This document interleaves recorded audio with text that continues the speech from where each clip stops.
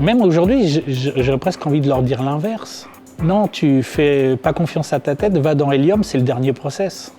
Donc chez Fnac Darty, je suis responsable déploiement et connaissances au sein de la relation client à distance et je m'occupe de déployer de nouveaux projets. On m'a demandé de rejoindre le groupe et mettre en place une base de connaissances techniques pour aider les techniciens à dépanner les produits. On est le premier réparateur de France avec plus de 1000 techniciens sur le terrain. On est en moyenne entre 900 et 1200 conseillers. Sur une grosse journée, on peut monter à 15 000 sollicitations jour. Donc le gros défi, c'était de pouvoir les faire monter en compétences rapidement, puisque sinon ça pouvait prendre plusieurs semaines, plusieurs mois. Qui dit mauvaise montée en compétences, un temps de traitement moyen ou de communication plus long, avec possiblement une mauvaise réponse donnée au client, donc un deuxième contact du client, et donc ce qui implique directement le coût opérationnel, puisque si un appel nous coûte X euros, si on doit en faire deux, déjà on double le prix, et puis la satisfaction du client, s'il est obligé de rappeler 2 fois, et si on ne lui donne pas la même réponse à chaque fois, c'est catastrophique. La mise en place d'une base de connaissances, donc Helium dans notre cas, nous a permis de centraliser les données et qu'on soit sûr que le conseiller ait la bonne réponse à apporter au client.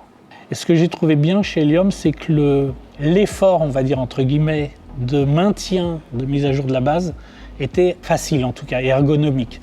C'est-à-dire que Helium, je me suis auto-formé pour l'utiliser et je me suis dit, si moi je m'auto-forme, la formation ne sera pas lourde. Quand on l'a mis en place, les premières remontées qu'on a eues, c'était fluide et très ergonomique. L'autre point, c'est le moteur de recherche.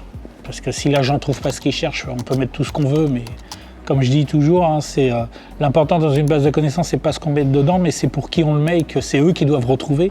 Ça peut être joli, mais si eux, ils ne retrouvent pas. L'autre caractéristique que je recherchais beaucoup, Helium permet de pousser de l'information vers le conseiller, de se dire, ça c'est important, tout le monde doit le lire, ou telle équipe doit le lire, et cette fonction dans Helium était très importante pour moi, de pouvoir pousser de l'information et de choisir les destinataires. L'avantage aujourd'hui avec Helium, c'est que le conseiller peut mettre directement un commentaire sur la story, et nous on est notifié de ce commentaire, on sait de quel process on parle, et on peut directement le mettre à jour, ou corriger s'il y a eu une coquille ou quelque chose comme ça.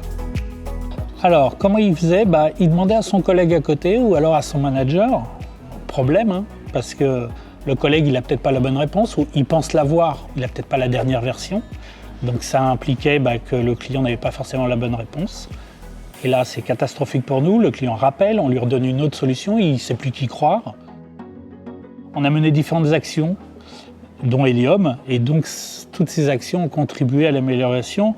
Par exemple, sur notre DMT, qui est quand même opérationnel assez fort, puisque si l'agent prend plus d'appels dans la journée, l'appel nous coûte moins cher.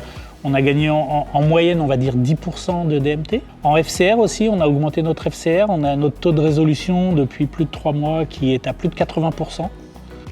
Pour un nouvel agent qui vient d'intégrer l'équipe, on lui dit depuis la formation, t'inquiète pas, t'as Helium sur lequel tu peux t'appuyer pour retrouver les process. Et du jour au lendemain, on lui dit non, t'as plus rien, débrouille-toi.